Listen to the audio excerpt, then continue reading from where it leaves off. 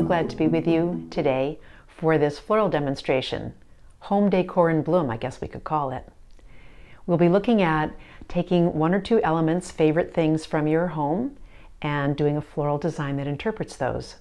It's a little bit of a taste of art in bloom at the MFA Boston, where garden club members come in and do a floral design that interprets a work of art. So the first object is here on my right and your left. It is a painting by Henry Taylor. He's an artist living and working in Los Angeles. He was born in Ventura, California in 1958. I'll show you the container I'm going to work with. It's a black ceramic bowl with a bit of a foot to get it up off the table. The mechanics are Oasis floral foam, most of a block, and then two pieces on either side to hold it in. And then I've tucked some smaller pieces tight around to secure everything so I don't have to put floral tape across everything that's here. I'm doing a fairly architectural arrangement, and so to have a lot of vertical material, one needs to have Oasis foam to get a really good secure hold. Here I've begun with the two vertical elements that represent that tree trunk and also indicate the figures that are in the painting. I've started with this beautiful brown grass. I love how simply vertical it is, but also that it's a split element. And then I'm using Banksia, and the bottle brushy blossoms are just so pretty. And then I love how the foliage is green on front, gray on the bottom side, and then in these pretty whorls across a woody stem. The image that we're looking at and that I'm replicating is the tree trunk and the two men reclining in the grass. The title of this painting is Two Men in the Park. And here actually in Los Angeles during COVID times, going to the park and going to the beach are about the only two things you can do. So this painting is really speaking to me right now. I'm going to turn this back to face me again. And another element as setting up the form for this is going to be using the grass again and a piece of Banksia. And I'm going to place them horizontally across the oasis. I have two pieces of wire, kind of jury-rig them to be like an upholstery pin. And I'm just going to put them in here and use this just to press these into the oasis, just hold them in place. I suppose you could actually use an upholstery pin, but this will work just fine. There. And that is a good way to indicate these fellows that are having some free time, visiting in the park and getting a chance to read.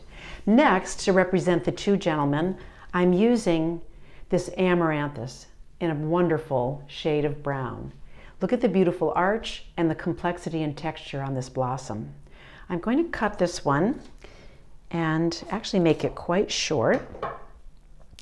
The more you arrange flowers, learning to be able to cut your plant material, it's so hard to change it from the way it is very difficult, but we do get used to it as we get more and more experienced. So I'm going to place this one in. I'm using two hands to press this in so that it goes where I want it to go. There. And then for the companion amaranthus, I'm going to cut this one quite short as well. And my notion is to let it just arch over, right here, over the Banksia. So let me turn and give you a quick look at that. Tidy up a little bit here. There. Then, if you noticed in the painting, the gentlemen have a book that they're reading and a white shirt. So to represent that, I'm using white callas. And I love callas because their form and profile is very beautiful. And their stems are absolutely clean. There's no foliage on them. So they have a wonderful, again, architectural character, which I think complements this painting particularly well. Callas have a lovely arch, many of them. And some people consider themselves expert calla whisperers. They're able to take them and get them by holding the stems in their hands and gently warming them and bending them to get them to curve. My technique is usually just to look for one that has a nice natural bend to it and use it just the way it is. Put this in here. There. Here's a quick look at the callus. I've used just 4. We'll see if that's enough as I get a little farther along. Then for the grass, I have green, this baby green hydrangea. And I'm going to cut it into smaller pieces, so I want it to be very close. So this has multiple small stems. I've taken these, I'm going to take these apart and just tuck them right in. And get, again, more texture and get a lovely sense of grass and a good base. I do want to show you one other thing while I'm doing this. Let me reach over here and bring this tray where you can see it. This is a flower that's called green trick dianthus. And these blossoms are actually fading, as you probably can tell. I purchased them a week or so ago, and I wasn't able to get any more when it was time to buy the flowers for today. So I'm using this green hydrangea, which works very well. But I wanted you to see that because it's a great opportunity if you need something that's very grass-like. Let's just take a few more pieces of this, cutting this all up. Just tiny little pieces. There's actually quite a bit of surface area to cover here. It's hard to tucking everything in. Then, because they're in the park, it's probably a beautiful day. And even though we don't see the sunshine, I believe the sun is shining. So I have these incredible, 2 of these protea. They're yellow pincushion protea, but if you look closely, they have wonderful little pink tips and their little petals here are flared. And my thought was this would tuck in very nicely and be a beautiful offset. So I'm actually going to take out one piece of hydrangea and go back in. I've cut a lot of leaves off these stems because I do want to get this in nice and close. And we'll see how this looks. We'll see if this is a good addition. I hope so because I think these are just amazing. Oh yes, that just looks great. That is looking very good. Put some of this back in and then I'll give you a chance to look at this. Turn this around. You can see my addition of the sunshine and also, oh, scooch over.